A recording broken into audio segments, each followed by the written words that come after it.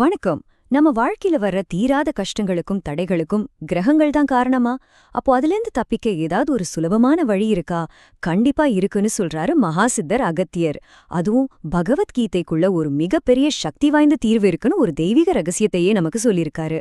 வாங்க, அத பத்தி தான் நாம இன்னைக்கு பார்க்க போறோம்.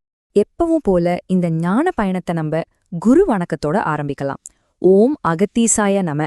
அந்த மகா சித்தரோட ஆசிர்வாதத்தோட அவர் நமக்கு அருளின அந்த பேருண்மைய இப்போ நம்ம ஆராய்வோம்.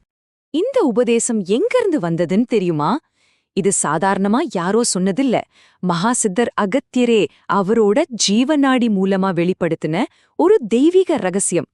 ஜீவநாடினா என்னன்னு உங்களுக்கு தெரியும். சித்தர்கள் நம்ம கண் முன்னாடி உயிரோட தோன்றி நேரடியாக அருள்வாக்கு சொல்ற ஓலைச்சுவடி.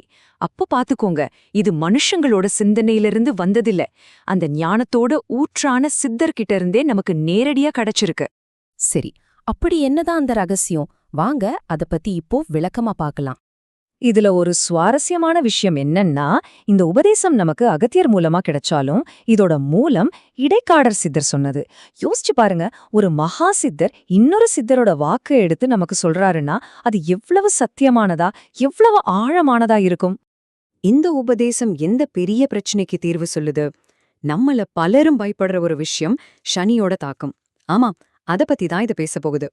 நம்ம வாழ்க்கையில சந்திக்கிற சவால்கள், தடைகள், கஷ்டங்கள், இதுக்கெல்லாம் பின்னாடி என்னதான் காரணம்னு நீங்க என்னைக்காவது யோசிச்சிருக்கீங்களா? நம்மளோட பழமையான ஜோதிட சாஸ்திரம் இதுக்கு என்ன பதில் சொல்லுது? வேத ஜோதிடத்தை பொறுத்த வரைக்கும் சனி பகவான் ஒரு ரொம்ப சக்தி வாய்ந்த கிரகமா கருதப்படுறார். அவர் பெரும்பாலும் ஒழுக்கம், கர்மா, அப்புறம் நம்ம வாழ்க்கையோட முக்கியமான சோதனைகளோட தொடர்புடையவர். ஆனா அவர் கெட்டவர் கிடையாது. சொல்லப்போனா அவர் ஒரு ஆசிரியர் மாதிரி, நம்ம கர்ம வினைக்கு ஏத்த மாதிரி பாடங்களை கத்துக் கொடுக்கறவர். ஓகே, இந்த சவால்களை எல்லாம் ஜெயிக்கிறதுக்கு சித்தர் காட்டுற அந்த வழிதான் என்ன? அதுதான் கீதையோட உபதேசம். சித்தர் ரொம்ப தெளிவா சொல்றாரு, இதுக்கான திறவுகோல் பகவத்கீதையில தான் இருக்கு. ஆமா, பகவான் ஸ்ரீகிருஷ்ணர் அர்ஜுனனுக்கு அருளின அந்த புனித நூல் தான் நமக்கும் வழிகாட்ட போகுது. ஆனா இதுக்கு ஒரே ஒரு நிபந்தனை இருக்கு. ஆனா அது ரொம்ப ரொம்ப முக்கியமான நிபந்தனை. கீதைய சும்மா ஒரு பக்தி புத்தகமா படிச்சா மட்டும் பத்தாது. அதுல கிருஷ்ணர் என்ன சொன்னாரோ அத உண்மையா நம்ம வாழ்க்கையில கடைபிடிக்கணும். நம்ம ஒவ்வொரு செயலிலும் அத காட்டணும். அப்படி செஞ்சா என்ன நடக்கும்? இதோ பாருங்க, சித்தரோட அசைக்க முடியாத வாக்குறுதிய. சனியவன் விலகி ஓடோடி விடுவான். இதுதான் உண்மையப்பா சொல்லிவிட்டேன். அடடா, உண்மையப்பா சொல்லிவிட்டேன்னு ஒரு சித்தர் அடிச்சு சொல்றாருன்னா அது எவ்ளோ பெரிய சத்தியவாக்கு. இது வெறும் அறிவுரை இல்ல, இது ஒரு சத்தியம். அப்போ இந்த தெய்வீக வாக்குறுதியால நமக்கு கிடைக்கிற பலன்கள் என்ன? துன்பம் விலகிறதோட சரிதானா, இல்ல வேற ஏதாவது நன்மைகள் கிடைக்குமோ? வாங்க பார்க்கலாம்.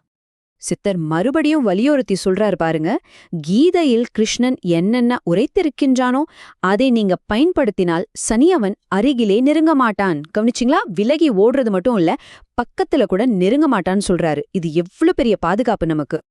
பொறுங்க, வாக்குறுதி இதோட முடியல. தடைகள் விலகிறது ஒரு பக்கம்னா இன்னொரு பக்கம் நல்லதும் நடக்கும். சனி பகவான் தடைகளை விலக்கி எல்லா நன்மைகளையும் நமக்கு வழங்குவார்னு சித்தர் சொல்றாரு. இது எவ்வளோ பெரிய விஷயம் பாருங்க. அப்போ இந்த முழு உபதேசத்தையும் நாம் ஒரு 3 படிகள்ல சுருக்கமா புரிஞ்சுக்கலாம். படி 1, கீதை சொல்ற வழியில நடக்கணும். படி 2, சனி பகவான் நம்மள விட்டு விலகி ஓடிடுவாரு. படி 3, நமக்கு தேவையான எல்லா நன்மைகளும் நம்மள தேடி வரும். இது ஒரு செயல், அதுக்கான விளைவு. அவ்வளவுதான். சரி, இப்ப இந்த உபதேசத்தோட சாராம்சத்தை நம்ம வாழ்க்கையோட எப்படி பொருத்தி பார்க்கறதுன்னு கொஞ்சம் யோசிப்போம். சித்தரோட இந்த ஞானம் ஒரு முக்கியமான விஷயத்தை நமக்கு உணர்த்துது. அதாவது நம்மளோட ஆன்மீக பயிற்சிக்கும் நம்ம தலைவிதிக்கும் நேரடி சம்பந்தம் இருக்கு. நாம உள்ளுக்குள்ள பண்ற மாற்றங்கள் வெளியில நம்ம வாழ்க்கையே மாத்திர சக்தி படைச்சதுன்னு இது ரொம்ப அழகா சொல்லுது. இப்போ உங்ககிட்ட ஒரு கேள்வி. இந்த மாதிரி புனித நூல்கள்ல இருக்கிற பழமையான ஞானம் நம்மளோட இந்த நவீன கால பிரச்சனைகளுக்கு உண்மையாவே ஒரு தீர்வா இருக்க முடியுமா? இந்த சித்தர் சொன்ன வாக்கு உங்க வாழ்க்கைக்கு எந்த அளவுக்கு பொருந்துதுன்னு நீங்களே கொஞ்சம் யோசிச்சு பாருங்க. இவ்வளவு பெரிய ஞானத்தை நமக்கு அருளின அந்த குருவோட திருவடிகள்ல இந்த விளக்கத்தை சமர்ப்பணம் செஞ்சு நிறைவு செய்வோம். ஓம் லோபாமுத்ரா தேவி சமேத அகத்தியர் திருவடிகளில் சமர்ப்பணம்.